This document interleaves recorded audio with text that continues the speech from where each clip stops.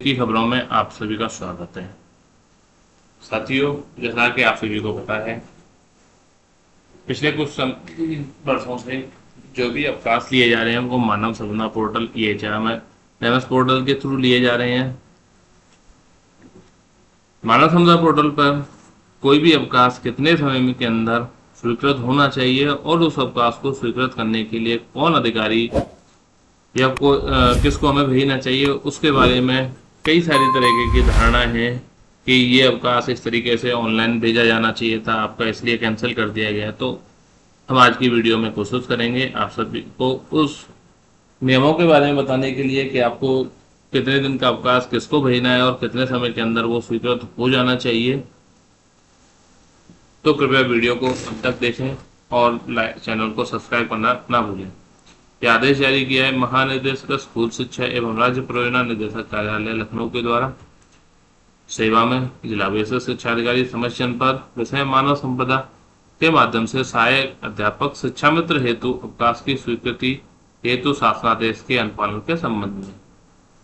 महोदय, कृपया दिनांक 2/9/2019 का संदर्भ ग्रहण करें, जिसके माध्यम से सभी अवकाश मानव संपदा के माध्यम से आवेदन एवं स्वीकृत करने हेतु निर्देशित किया गया था। उक्त आज शासनादेश के माध्यम से सभी प्रकार के अवकाश एक निर्धारित समयावधि व सक्षम अधिकारी के द्वारा स्वीकृत करने हेतु दिशा निर्देश दिए गए थे। यह बताया गया कि जो 2/9/2019 को शासनादेश दिया था, उसके अंदर बताया गया था कि किसी के अवकाश को स्वीकृत करने के लिए कौन सक्षम अधिकारी होगा और उन्हें कितने समय के अंदर ये अवकाश स्वीकृत करना होगा। अवगत करना है कि राज्य स्तर पर नवंबर माह के आकस्मिक अवकाश, चिकित्सा अवकाश, बाल्य देखभाल अवकाश के आंकड़ों के विश्लेषण से यह प्रकाश में आया कि उक्त निर्देशों का कड़ाई से अनुपालन नहीं किया जा रहा है। सबसे पहले बात करते हैं आकस्मिक अवकाश। आकस्मिक अवकाश के संदर्भ में राज्य सरकार पर गत माह का विश्लेषण करते हुए यह पाया गया कि प्रतिमाह खंड शिक्षा अधिकारी के स्तर पर औसतन 675 आवेदन प्राप्त हो रहे हैं। यह भी दृष्टिगोचर हुआ कि 4 दिन से कम के आकस्मिक अवकाश भी खंड शिक्षा अधिकारी को आवेदित किया जा रहा है, जो कि उचित नहीं है। इनके द्वारा चेक किया गया कि जो भी खंड से 4 दिन से कम के अवकाश है वो भी खंड शिक्षा अधिकारी को भेजे जा रहे हैं, जो कि सही नहीं है। शासनादेश में 4 दिवस अवकाश का आवेदन प्रधानाध्यापक को एवं 4 दिन से अधिक का ही आवेदन अवकाश जो खंड शिक्षा अधिकारी द्वारा स्वीकृत करने का व्यवस्था की गई है। इसमें साफ बताया गया है कि अगर 4 दिन से कम का आप आकस्मिक अवकाश लेते हैं तो आपके जो विद्यालय के इंचार्ज प्रधानाध्यापक या प्रधानाध्यापक है वही स्वीकृत करेंगे। अगर 4 दिन से ज़्यादा लेते हैं, 4 दिन लगातार 4 दिन की बात हो रही है, ये नहीं कि महीने के अंदर 4 दिन, लगातार 4 दिन, वो हम खंड शिक्षा अधिकारी को भेजेंगे। उक्त विचलन न हो इस हेतु संबंधित को निर्देशित करें। राज्य स्तर पर यह भी पाया गया है कि 880 ब्लॉकों में से 119 ब्लॉक ऐसे हैं जिनमें नवंबर माह में 100 से भी कम आकस्मिक अवकाश हेतु माह नवंबर में आवेदन किया गया है, जो कि राज्य स्तर के प्रति ब्लॉक औसतन 675 से अत्यंत कम है। इससे स्पष्ट होता है कि उक्त 119 ब्लॉकों में मानव संपदा के माध्यम से अवकाश लेने का अंगीकार पूर्ण रूप से नहीं हो पाया है।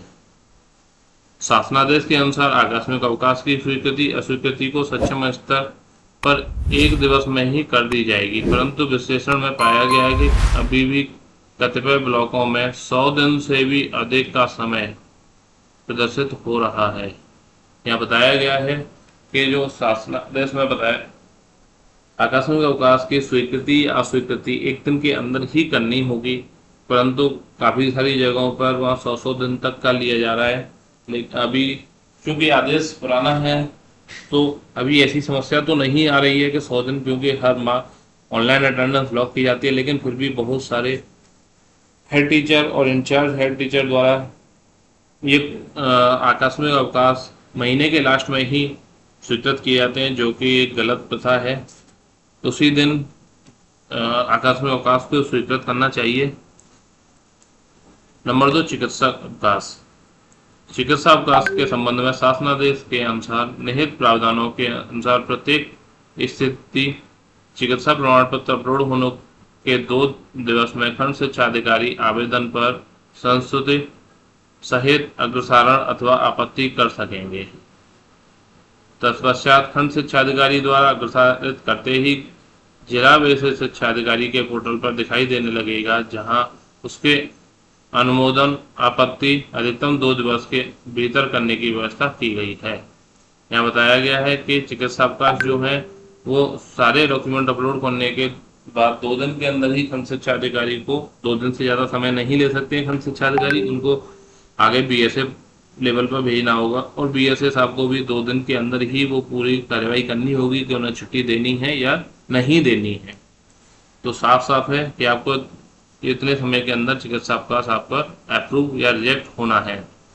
बाल्य देखभाल अवकाश की स्वीकृति अस्वीकृति। बाल्य देखभाल के संबंध में शासनादेश के अनुसार 2 दिवस में खंड शिक्षा अधिकारी आवेदन पर संस्तुति सहित अग्रसारण अथवा आपत्ति कर सकेंगे। तत्पश्चात खंड शिक्षा अधिकारी द्वारा अग्रसारित करते ही जिला विशेष शिक्षा अधिकारी के पोर्टल पर दिखने लगेगा, जहां उसका अनुमोदन आपत्ति अधिकतम 2 दिवस के भीतर करने की व्यवस्था की गई है।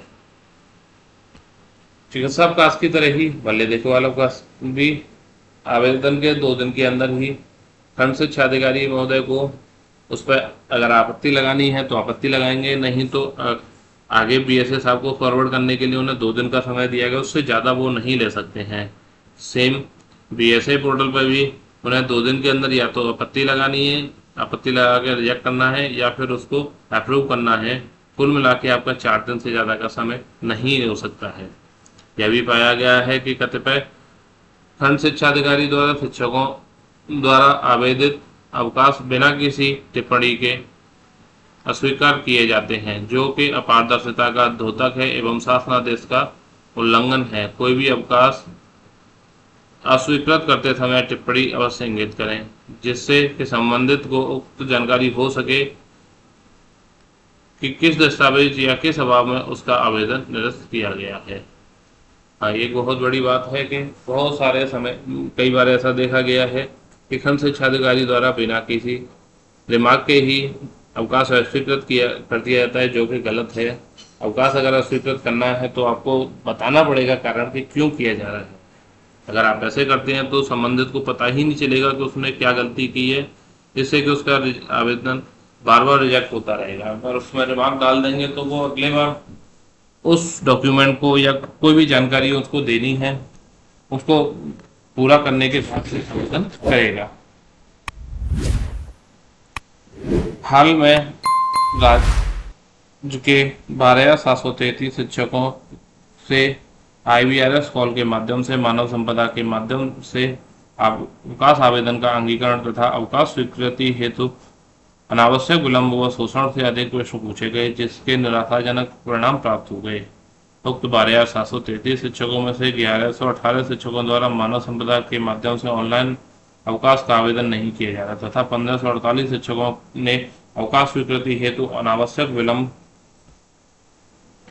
एवं शोषण किए जाने की प्रतिपुष्टि की। अतः जनपद स्तर पर उक्त विचलन की विवेचना करते हुए आवश्यक कार्यवाही अपेक्षित है, ताकि अग्रिम माह से ऐसी परिस्थिति की पुनरावृत्ति न हो, अन्यथा की स्थिति में उत्तरदायित्व निर्धारित किया जाएगा। तो साथियों, ये थी आज की वीडियो, जिसमें हमने बताया कि आपके जो भी मानव संपदा पोर्टल पर अवकाश ऑनलाइन डाले जा रहे हैं वो कितने दिन समय के अंदर आपका रिजेक्ट या अप्रूव होंगे, और अगर तो आपको किस अधिकारी को भेजना है। अगर आप आकस्मिक अवकाश की बात करते हैं तो 4 दिन तक, अगर आप लगातार 4 दिन ले रहे हैं तो आपके हेड टीचर या इंचार्ज हेड टीचर जो भी हैं विद्यालय में वो उसको अप्रूव कर सकते हैं। अगर लगातार 4 दिन से ज़्यादा आप ले रहे हो तो उसके लिए खंड शिक्षा अधिकारी महोदय द्वारा किया जाएगा। अगर आप लगातार न लेके टुकड़ों में ले रहे हैं 1-2 दिन का, तो फिर आप चाहे कितने भी दिन कर लें महीने के अंदर, जब तक आपके अवकाश शेष हैं आपको खंड शिक्षा अधिकारी महोदय को भेजने की जरूरत नहीं है, आपको सीधे अपने हेड टीचर को भेजना है और वही अप्रूव करेंगे।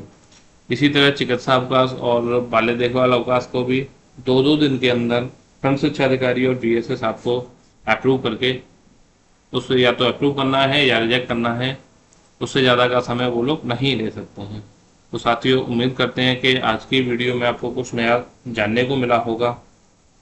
मिलते हैं फिर नई वीडियो में, तब तक के लिए धन्यवाद।